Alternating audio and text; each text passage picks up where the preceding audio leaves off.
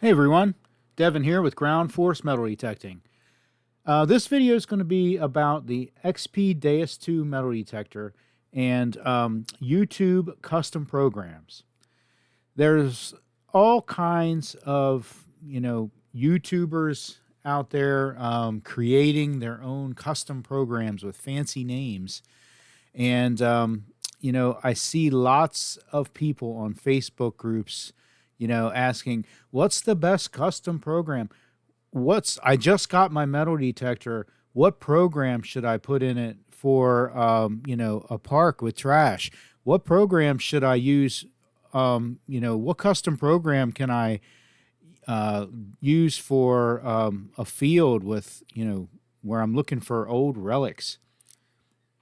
Listen, folks, you don't need someone's custom program. The fine engineers at XP have created 14 programs using a whole lot more education than anyone on YouTube. So, yeah, those custom programs, okay, they're out there to get views. All right, you've got some good ones there. But the fact is that those programs were created for a certain type of land, certain, situation that's probably not your situation. Okay. You've got the Techna program, the Legacy program, the Jethro program, the, Super Deep, the Super Duper Looper. Additionally, for the most part, the YouTubers that made these custom programs, they took a factory program and made minor tweaks, and called them, their own program. A lot of them are just audio preferences, you know, um, changes to discrimination, changes to audio response, which should be adjusted in the field. Changes to reactivity, which should be adjusted in the field. Changes to sensitivity, which you should never go by a hard, fast sensitivity. Those are just examples. They the You can do these changes yourself as needed, okay, and you should. They've got all these different programs. Um, Here's the thing, okay, you're not going to learn what all the settings do and how to make adjustments on your own out in the field when you run into a situation if you're just plugging in someone's settings at home and then going out and expecting it to work great. Okay. You're going to need to learn what those settings do. Okay. Um, you know, Go ahead and get the custom programs, put them in your machine, but use them as learning tools. Okay. Think about, what did they change and why? And what did it do to help this or that work better? Okay. But don't just plug it in and then go out and detect all day and come home with your findings and, put the detector away and that's it. Don't You will never learn any more than you know today by doing it that way. So listen, there's certain settings on your metal detector that really need to be adjusted in live time on site in the field as you detect, okay, and not just once, okay. The number one, reactivity speed, okay. Reactivity speed is completely dependent on the ground and the level of trash and your number of targets and how close your targets are together. If you're swinging a detector and you're getting 5 beeps in one swing, okay, you need a little higher reactivity speed. If you're out there for 20 minutes to get a single target, okay, lower your reactivity speed, get a little more depth, okay? Lower reactivity speed equals more depth. Higher reactivity speed, tighter targets, more separation, you sacrifice a little depth. The next one would be audio response, okay? You need to, it's kind of a preference, okay? If you're going for deep targets, you can bump your audio response up a little bit. Um, to help you hear those, faint little beeps of a deep target.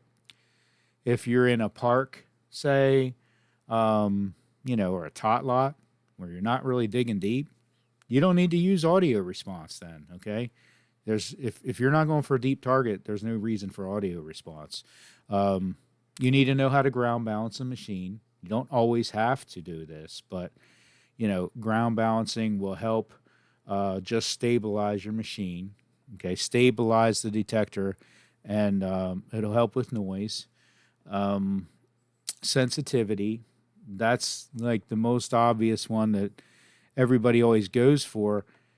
You really want to keep your sensitivity and kind of leave it alone for the most part.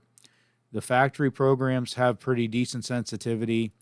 If you're getting a lot of EMI, electromagnetic interference, a little chatter, okay, don't just go for sensitivity right away. I made a whole video just about how to deal with EMI. Sensitivity is not the top of the list of things to adjust to get rid of it, okay? It's on the list, but it's about sixth, okay? Those are the 4 really main settings that you need to know even as a beginner to kind of, know the concepts of them and get out there, pick a factory program and just detect with that and make the adjustments to the main, your main settings while you're out there. So what I personally do, okay, I use the factory programs at home before I ever go out. I do this in the machine. I will pick, I think it's 5 or 6 of the factory programs that I kind of like and I find myself using, and I'll save those into my first 5 or 6 user slots. Then what I'll adjust ahead of time are my audio settings, okay? My tone, PWM, square, high square, my tone breaks on my, whatever discrimination I'm kind of using on that. I usually leave it on the factory setting, and I'll change my tone breaks and volumes and equalizer to meet my ear and my preference, okay? You can't set your tones and especially the equalizer according to someone 10,000 miles away and their ear's preference. Then once I get out there, I'll play with my, my user saved programs, play around with the settings as I go. I'll experiment, hey, today maybe I'll try Relic program. Maybe I'll try the Gold program in a park, I don't know. Just experiment and play with them. That's how you're going to learn it, okay?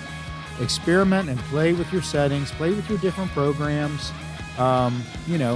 If you want to put Techno Legacy on there, go ahead, but use them to learn along with the factory programs, and I think you'll have a better experience, and you're going to find yourself learning more, and you're going to get a little bit better quality experience, as you go out there and spend hours upon hours with this, with this stick swinging around and digging, right? So anyway, that's my rant about custom programs. I hope it was helpful. If you like my video, hit subscribe. I appreciate you watching. Thank you, and swing away.